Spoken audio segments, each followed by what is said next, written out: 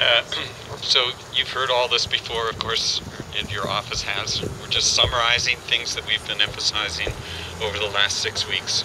But one of the chief ones is tax policy, and especially the stance with regard to the Bush-era tax cuts. As you've heard us say before many times, your office has heard us say this many times, these are tax cuts that do virtually nothing to stimulate an economy in a time of deep recession, increasing the money supply among the wealthiest people is going to do nothing if they see nothing valuable to invest in. We are in terrible danger, I think, of making permanent these Bush-era tax cuts, which are terrible tax policy.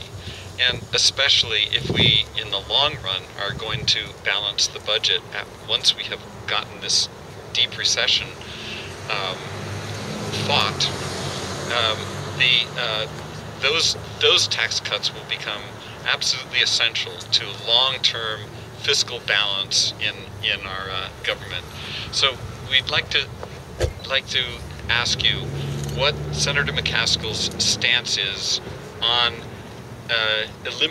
how firmly she is on eliminating these Bush-era tax cuts. She wants to end them. Well, it's a matter of how firm she will be about this.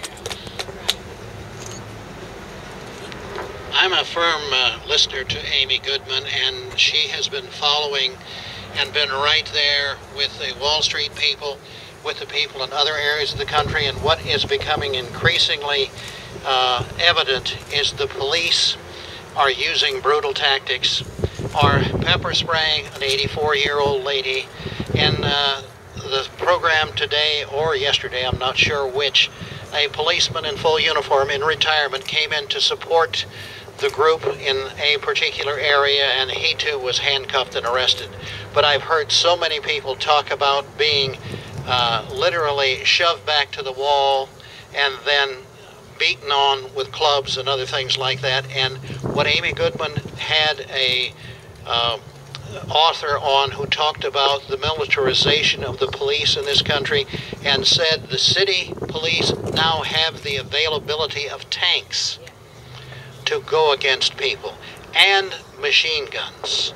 And my question is, when will Congress speak up to say we, the people, the 99, have the right to speak, have the right to occupy a park, have the right to walk down a street without being clubbed, pepper sprayed, tasered, and other things like that, and we're only looking for the machine guns and the tanks to come along behind.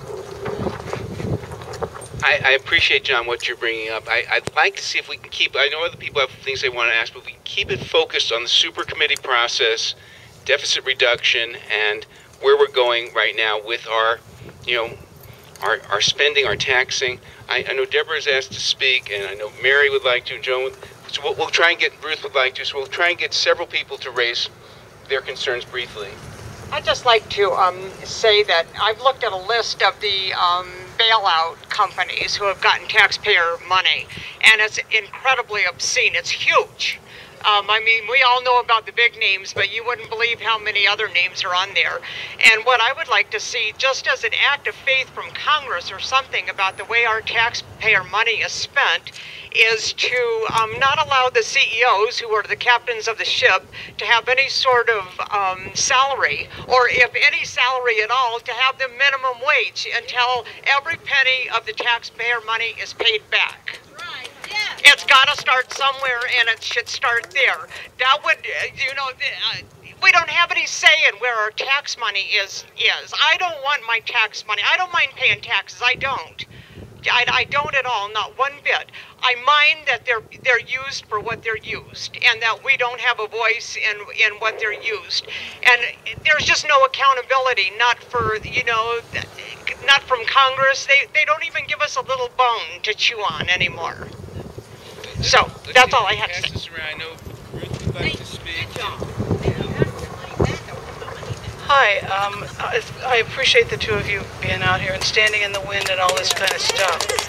I'm always a bit of a conciliator, and I recall, Ms. Hall, when you met with us one afternoon, and I think we are all very much aware that on some of these issues we are kind of preaching to the choir.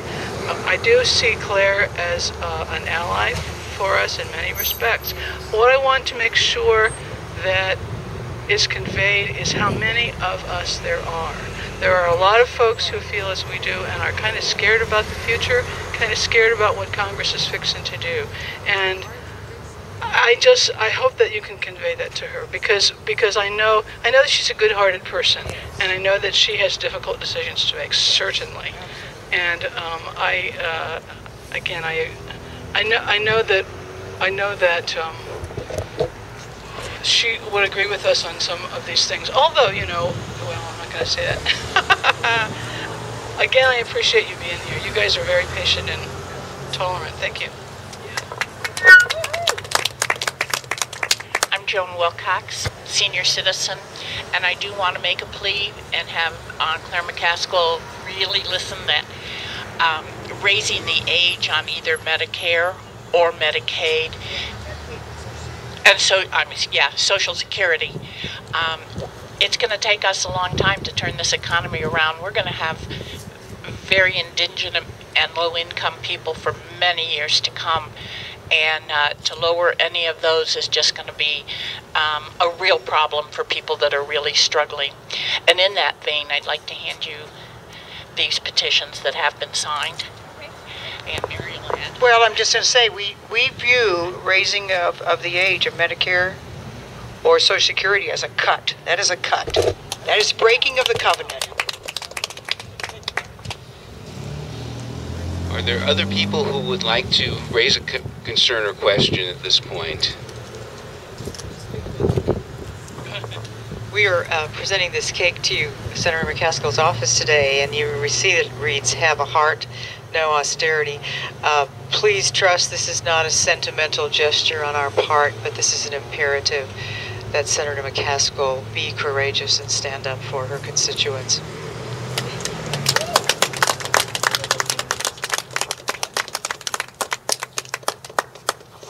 I want to make sure I stay on the right subject. Ma'am, I am apologizing. 18-year disabled. Excellent hearing. Don't ever forget me. Because the disabled or any of these persons standing here can have hearing trouble, and they are always forgotten. My purpose for stepping up is to let Claire know that there are people in the world that have no idea what I just learned yesterday.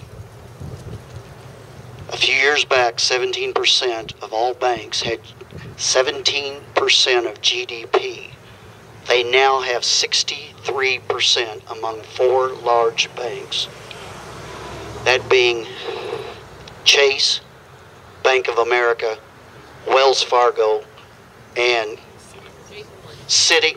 I had to verify because there's 2 C's. Chase and Citi are 2 letter C's.